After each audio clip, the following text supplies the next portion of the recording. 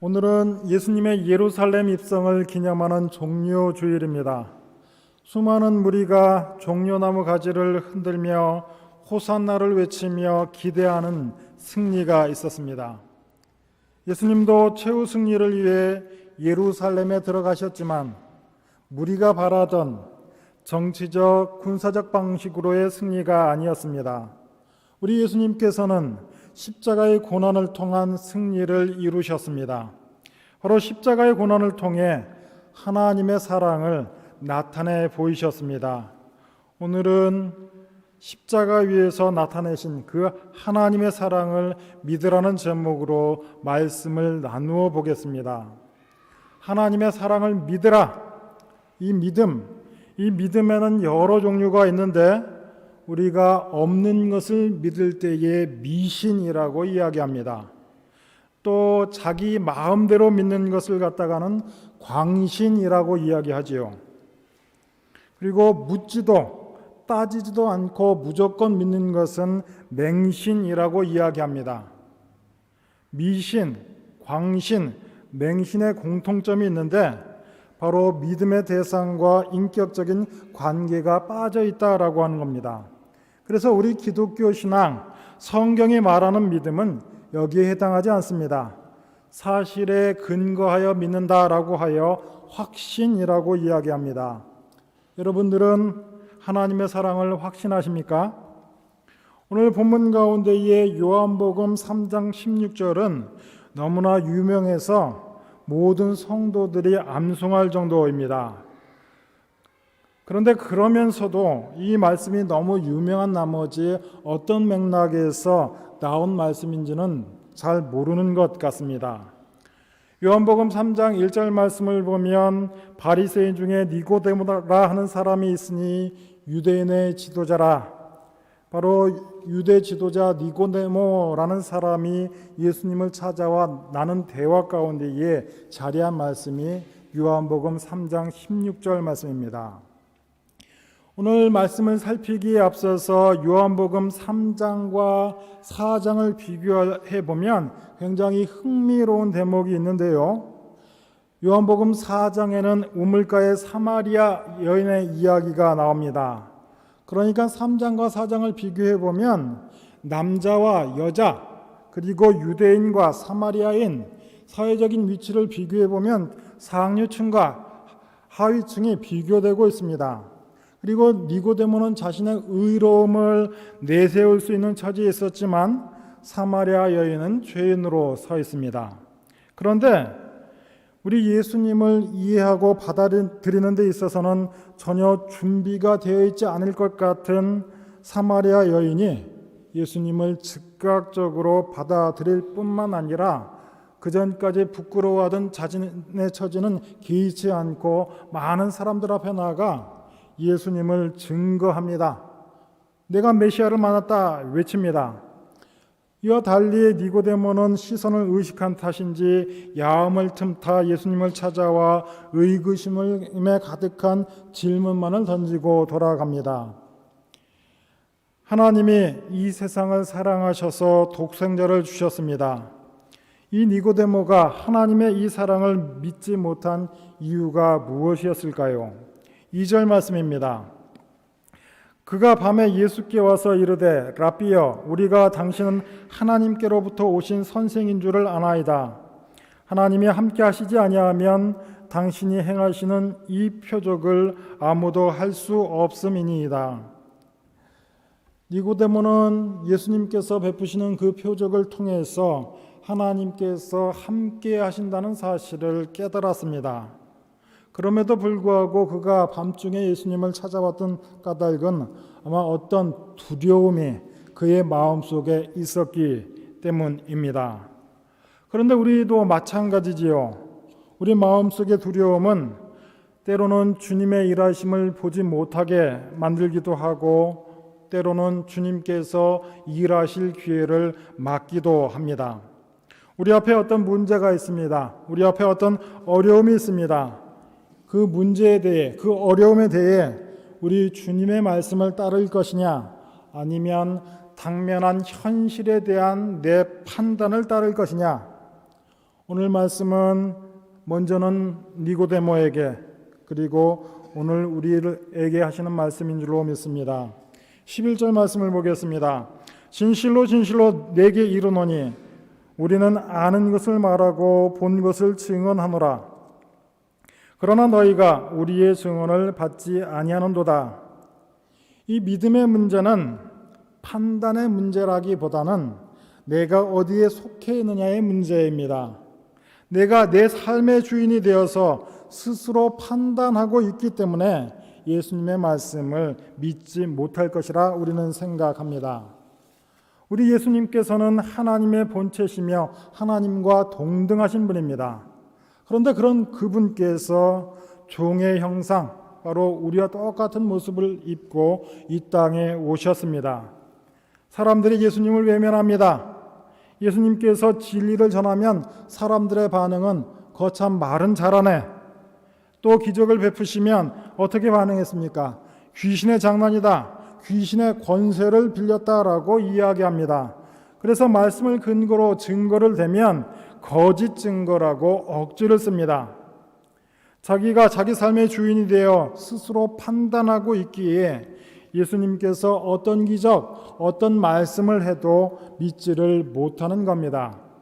3절 말씀입니다.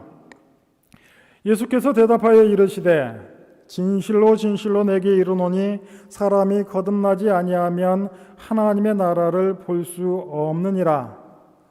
우리말 성경에 거듭나다라고 할 때 이 거듭이라는 말을 그리스 말로 아노텐이라고 하는데 이 아노텐은 거듭나다 다시 독일말로 비도홀룽이라는 뜻도 있지만 위로부터라는 뜻이 있습니다. 그러니까 예수님께서는 위로부터 성령으로 나지 않으면 하면 하나님 나라에 들어갈 수 없다라고 말씀하셨는데 니고데모가 깜짝 놀랍니다. 왜냐하면 하나님의 나라는 유대인을 위해 담보된 것이고 하나님의 나라가 이 땅에 임하기만 하면 유대인들이 제일 먼저 하나님의 나라에 들어갈 것이라고 생각했는데 예수님께서 거듭나지 아니하면이라고 말씀하시니 니고데모는 위로부터라는 말을 상상조차 못했기 때문에 사람이 모태에 다시 들어가는 것은 불가능한데 어떻게 그런 일이 있을 수 있겠습니까? 모르겠습니다 라고 답하고 돌아간 것입니다. 그런데 예수님의 대답이 8절 말씀입니다. 바람이 임의로 불매 네가 그 소리는 들어도 어디서 와서 어디로 가는지 알지 못하나니 성령으로 난 사람도 다 그러하다. 거듭나는 것, 위로부터 나는 것은 부는 바람과 같아서 바람이 어디에서 시작해서 어디서 끝나는지 알 수 없지만 바람의 존재를 우리가 확실하게 알 수 있듯이 거듭남의 증거가 어떻게 이루어지는지, 거듭남이 어떻게 이루어지는지 알 수는 없으나 거듭남의 증거는 너무나 확실하다라고 이야기하시며 이렇게 이어서 말씀하시는데 12절 말씀입니다. 내가 땅의 일을 말하여도 그러니까는 바람에 대해 이야기하여도 너희가 믿지 아니하거늘 하물며 하늘의 일을 말하면 어떻게 믿겠느냐? 성령으로 난 사람의 눈에 띄는 변화가 무엇이냐? 결론은 우리 삶의 주인이 누구인가를 묻고 계시는 겁니다. 주님을 내 인생의 주인으로 모시고 있느냐? 아니면 아직도 예수님을 의심하며 자기 인생 스스로가 주인이 되고 있느냐라고 묻고 계십니다. 우리는 그리고 여기 있는 우리 모두는 삶의 주인의 자리가 더는 내가 아니라 예수님이라고 고백하는 사람들입니다. 이 변화가 어떻게 우리 안에서 일어났을까요? 설명할 수가 없습니다. 왜냐하면 이 땅에서 일어난 일이기도 하고 내 마음속에서 일어난 변화이기도 하지만 하늘에서 일어난 사건인 까닭에 바람이 부니 바람의 존재를 알겠다마는 이 바람이 어디서부터 불어와서 어디로 가지 알지 못한다. 설명으로는 이해가 되지 않는다라는 겁니다. 그래서 예수님께서 이렇게 이어서 말씀하시는데 13절 말씀입니다. 하늘에서 내려온 자, 인자 외에는 하늘에 올라간 자가 없느니라. 이렇게 말씀하십니다. 삶의 주인이 바뀐 거다. 마음의 변화는 땅의 사건이 아니라 하늘의 사건이다. 한마디로 전적인 은혜로 이루어진 사건이라고 말씀하고 계십니다. 여러분께 다시 한번 여쭈어 보겠습니다. 우리가 누리는 구원, 하나님의 은혜로 된 것입니까? 아니면 하나님을 믿는 나의 믿음으로 된 것입니까? 우리의 구원, 하나님의 은혜로 됐다. 주먹, 아니다. 나의 믿음으로 됐다. 손바닥. 한번 다 들어보십시오. 주먹, 손바닥, 주먹, 손바닥. 다 드세요. 찬양대. 예, 할렐루야. 이거를 헷갈리시는 분이 있어갖고 제가 이렇게 설명합니다. 나의 불같은 믿음 때문에 예수님께서 십자가에 올라가셨느냐? 아니면 하나님의 은혜로 십자가에 예수님께서 올라가셨느냐? 사람이 물에 빠져 둥둥 떠내려갑니다. 그 사람을 향해 던져진 밧줄이 하나님의 은혜라고 한다면 그 밧줄을 굳게 붙드는 것이 바로 우리의 믿음인 것입니다. 우리가 전도한다라고 할 때에 최선을 다해 복음을 전하고 최선을 다해 설명해야겠지만 내 설득과 내 설명과 내 주장으로 그가 변하는 것이 아니라 하나님의 은혜가 그 가운데 임해서 어느새 믿게 되는 믿음인 줄 우리가 압니다. 바람이 부는데 우리가 바람을 느껴도 이 바람이 어디로부터 와서 어디로 가는지 알지 못하는 것과 마찬가지라고 이야기합니다. 우리 가운데 누구도 내가 믿어서 믿겠다라고 한 사람 아무도 없을 줄 압니다. 그래서 예수님께서는 거듭나는 것은 이 땅의 사건이 아니라 하늘의 사건이다. 위로부터 나는 것이다 라고 말씀하시는 겁니다. 하늘의 사건인 까닭에 설명할 수 없는데 그럼에도 불구하고 우리를 위해 설명하고자 한다면 어떠한 방식으로 설명할 수 있겠는가? 예수님께서 우리의 이해를 돕기 위해 최대한의 노력으로 이렇게 설명하셨습니다. 14절 15절 말씀입니다. 모세가 광야에서 뱀을 든 것과 같이 인자도 들려야 하리니 이는 그를 믿는 자마다 영생을 얻게 하려 하심이라. 지난주 본문 혹시 기억하시는지 모르겠습니다. 의도한 건 아니고 준비를 하다 보니까 이렇게 됐는데요. 예수님이 광야에서 모세가 뱀을 든 것 같이 들려야 한다라고 말씀하셨습니다. 지금 예수님께서는 광야 이스라엘의 백성을 예로 들고 계십니다. 광야 이스라엘 백성은 불평, 불만, 의심의 DNA를 가진 민족이라고 하겠습니다. 광야 이스라엘 백성은 불신앙이 무엇인지를 잘 보여주는 사람들이고 그들과 우리가 다를 게 하나도 없습니다. 아주 똑같습니다. 광야 이스라엘 백성들 어떻게 합니까? 먹고 마실 것이 있어 살만하면 잘 믿는 것 같다가도 위험이 닥치고 먹을 게 떨어지면 이내 불안과 의심으로 충만해집니다. 여러분 머릿속에 한번 상상해 보십시오. 하늘에서 만나가 내렸을 때에 그것을 처음 봤을 때 이스라엘 사람들의 반응이 어떻겠습니까?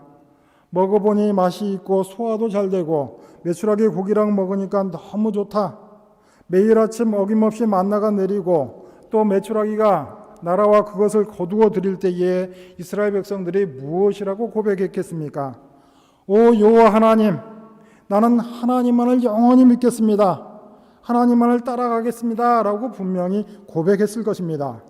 그런데 세월이 한참 지나니 이 만나가 지겨워지기 시작했습니다. 메추라기 고기가 질리게 되었습니다. 그 감격 가운데 먹었던 만나와 메추라기인데 질린 음식이 되었습니다. 게다가 광야길을 걷다 돌아가야 하는 불만이 생기니 우리가 지난주에 살펴봤던 말씀인데 민수기 21장 5절에서 우리 마음이 이 하찮은 음식이 싫어졌다라고 이야기합니다. 다시 한번 불평과 원망을 늘어놓으니 그때 하나님께서는 이스라엘 백성들에게 생명의 위협을 주어서라도 교훈해야겠다라고 작정하십니다.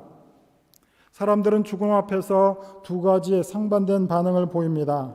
죽음에 직면하여 절망하고 모든 희망의 끈을 놓아버리는 사람도 있는가 하면 죽음 앞에서 비로소 자기의 실체를 확인하는 사람들도 있습니다.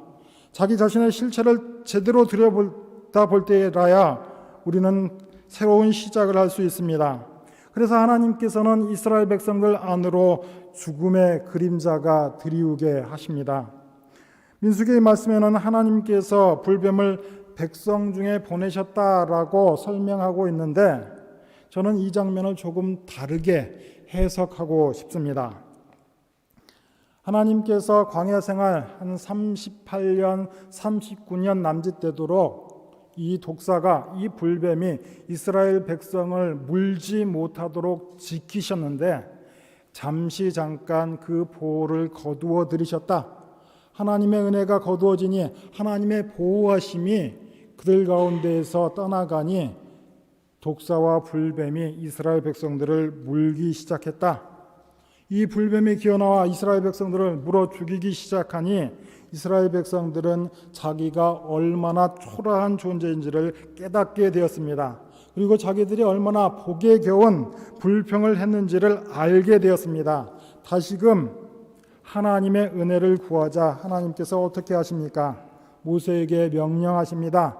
놋뱀을 쳐서 만들어 장대에 높이 달아 놓아라. 그리고 백성들에게 이야기해라. 놋뱀을 보아라. 그러면 다시 살 것이다.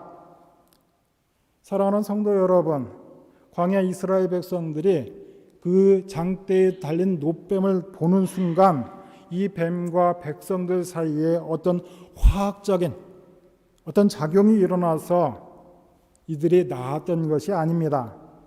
놋뱀 안에 무슨 신비한 능력이 있었던 게 아닙니다. 그런데 이스라엘 백성들은 이 놋뱀 안에 무슨 신기한 능력이 있는 줄 알고 나중에 가나안 땅에 정착한 후에 이 놋뱀을 우상으로 만들어 숭배하기까지 합니다. 그런데 세월이 한참 지나 히스기야 왕이 오르고 제일 처음 한 일이 무엇인가 하면 열왕기하 18장 4절 말씀입니다. 그가 여러 산당을 제거하며 주상을 깨뜨리며 아세라 목상을 찍으며 모세가 만들었던 놋뱀을 이스라엘 자손이 이때까지 향하여 분향함으로 그것을 부수고 누후스단이라 일컬었더라. 이스라엘 백성이 그랬고 우리가 그러하듯 우리는 눈에 보이는 것에 휘둘리는 존재입니다. 그런데 하나님께서 놋뱀을 보면 살리라. 이 말뜻은 무엇입니까? 놋뱀을 보았기 때문에 산 것이 아니라 놋뱀을 보라고 말씀하신 그 하나님의 말씀을 믿었기 때문에 산 줄로 믿습니다. 결국 믿음의 문제였습니다. 보라고 말씀하신 하나님을 믿고 순종했느냐? 아니면 이게 도대체 무슨 소리냐? 내가 뱀에 물려 있는데 놋뱀 본다고 해서 살아날 난리가 있겠느냐? 합리적이지 않다. 그래서 죽은 사람은 놋뱀을 보지 않았기 때문에 죽은 것이 아니라 놋뱀을 보면 살리라 하는 하나님의 말씀을 믿지 못했기 때문에 죽은 것입니다. 보면 살리라 하는 하나님의 말씀을 믿지 못하는 대신 자기의 판단을 믿었기 때문에 죽었던 것입니다. 결국 이 믿음이 생명과 죽음을 갈라놓았습니다. 우리의 생사를 가른 것입니다. 우리가 믿고 있는 것, 내가 믿고 있는 그 대상이 우리를 움직이기 마련입니다. 만약 내가 돈을 믿거나 내가 사람을 믿고 있다면 돈의 욕심이 나를 휘두를 것이고 사람의 이목을 따라 우리는 따라갈 수밖에 없는 존재입니다. 그런데 그 믿음이 생사를 가른다라고 이야기합니다.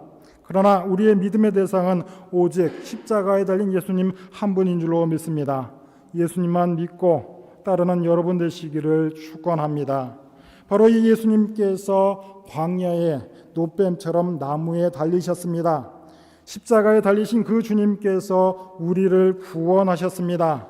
죽음의 독사에게 물려 영영 멸망길로 가는 우리의 죄를 대속하시고 당신 안에 있는 생명을 우리에게 은혜로 주셨습니다. 사랑하는 성도 여러분, 우리가 걸려 넘어지는 이유가 무엇입니까? 예수님의 말씀, 곧 세상을 창조하신 그 말씀을 믿기보다는 내 안의 욕망, 내 마음속의 두려움을 믿기 때문에 우리는 넘어지곤 합니다. 그래서 무엇을 믿고 있느냐, 무엇을 따르고 있느냐가 우리의 넘어짐과 일어섬을 결정하는 것입니다. 하나님의 사랑을 굳게 믿으시기를 예수님의 이름으로 축원합니다. 하나님의 구원 계획을 요약한 성경 전체의 주제 말씀이 바로 16절 말씀입니다. 다 같이 한번 읽겠습니다. 시작.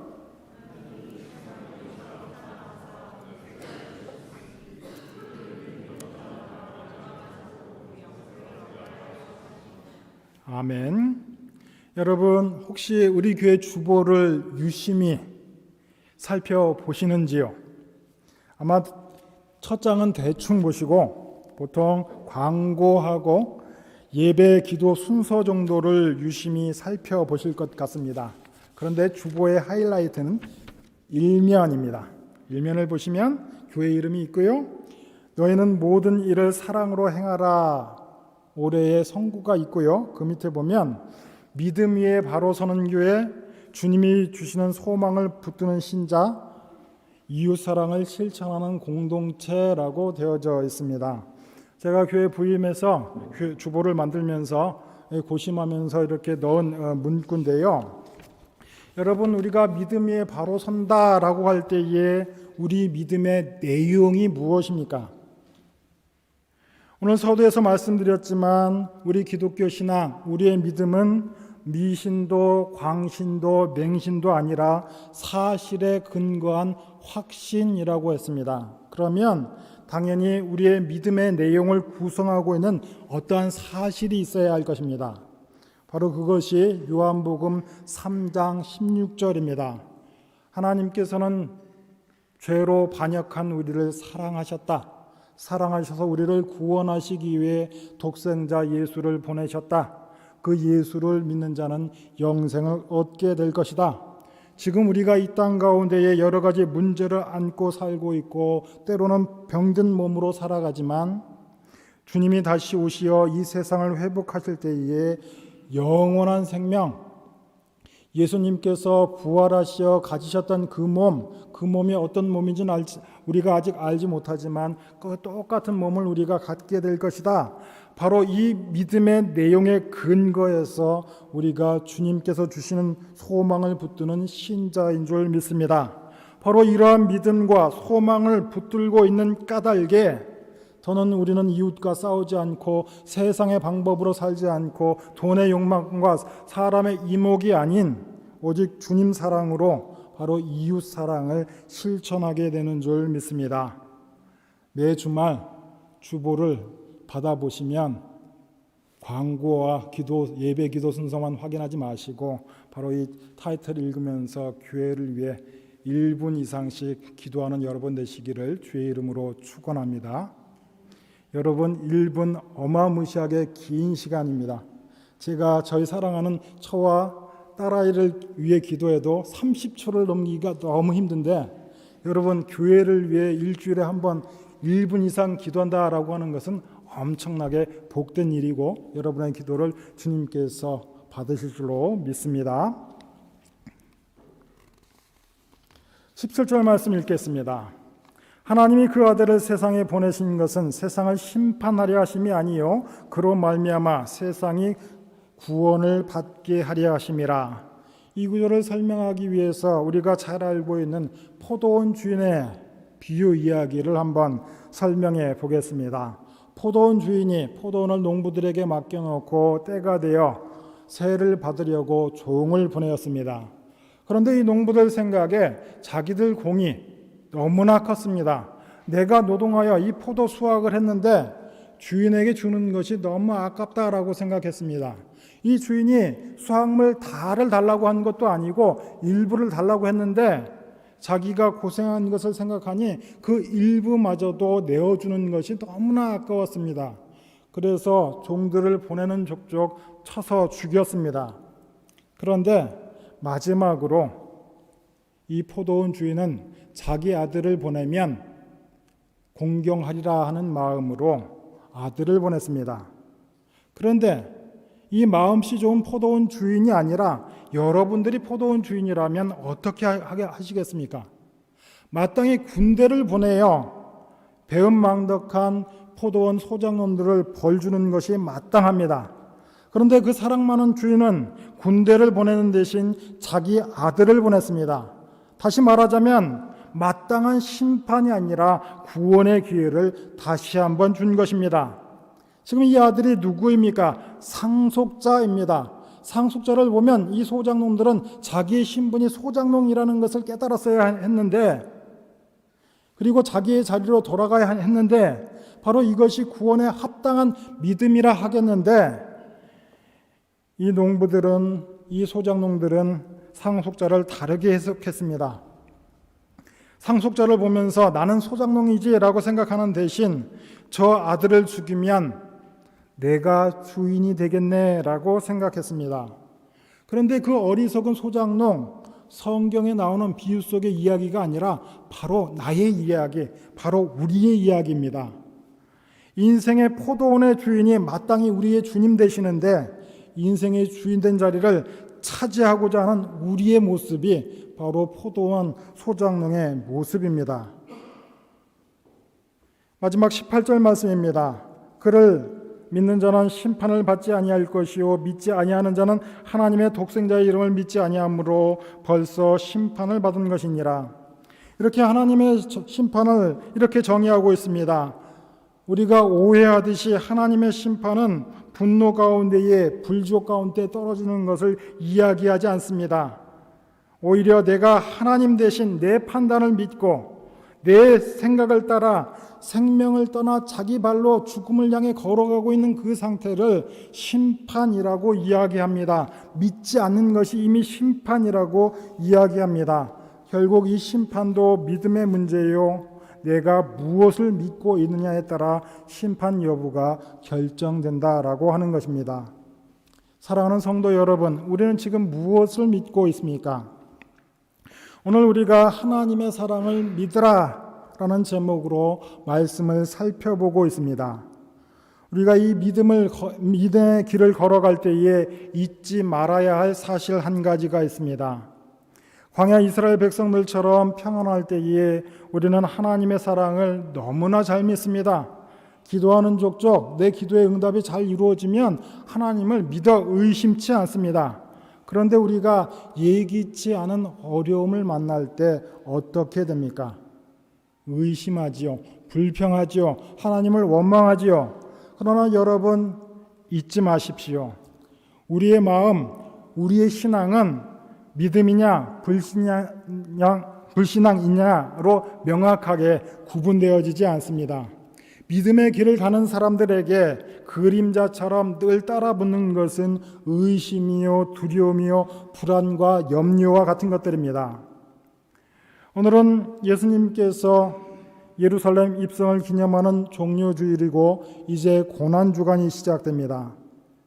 고난주간에 예수님께서는 무엇을 하셨습니까? 굳은 확신 가운데에 십자가를 향해 가셨습니까? 우리 예수님 성자 하나님이시지만 죄인의 형상, 연약한 인간이 되신 까닭에 끊임없이 고뇌하셨습니다. 우리가 경험하는 모든 감정들, 의심, 두려움, 불안과 염려에 놓이셨습니다. 그래서 마지막까지 우리 주님께서는 이렇게 기도하셨습니다. 아버지여, 할 수만 있다면 내 잔을 좀 옮겨주십시오. 저는 십자가가 너무나 두렵고 십자가가 너무나 싫습니다. 이 십자가 비켜갈 수만 있다면 내 잔을 거두어 주십시오라고 끊임없이 기도하셨습니다. 다만 내 뜻이 아니라 아버지의 뜻대로 하옵소서라고 기도하셨고 번민과 고난 가운데서도 순간순간을 걸어 마침내 십자가 위에서 우리의 구원을 이루신 줄로 믿습니다. 우리의 믿음은 끊임없이 흔들리는 나침반과 같습니다. 우리의 믿음이 끊임없이 흔들린다 할지라도 우리의 믿음이 나침반이 가리키는 곳으로 오늘 한 걸음, 지금 이 순간 한 걸음 한 걸음 걸어가는 복된 성도들 되시기를 예수님의 이름으로 축원합니다. 다가오는 한 주간 주어진 하루에 최선을 다하고 주어진 일들 그 순간에 최선을 다하며 주님께서 계획하신 신앙 성숙의 자리에 이르는 열린민교회 성도들 되시기를 예수님의 이름으로 축원합니다. 기도하겠습니다. 독생자를 아낌없이 내어주신 하나님의 사랑과 은혜에 감사를 드립니다. 광야와 같은 세상을 살아갈 때에 먼저 구원받은 자로서 사랑을 실천하는 신자들 되게 하여 주옵소서. 악한 세상 한가운데를 살아가지만 세상에 영향을 받는 것이 아니라 세상 가운데에 선한 영향력을 끼치는 신자들 되게 하여 주옵소서. 예수님의 이름으로 기도합니다.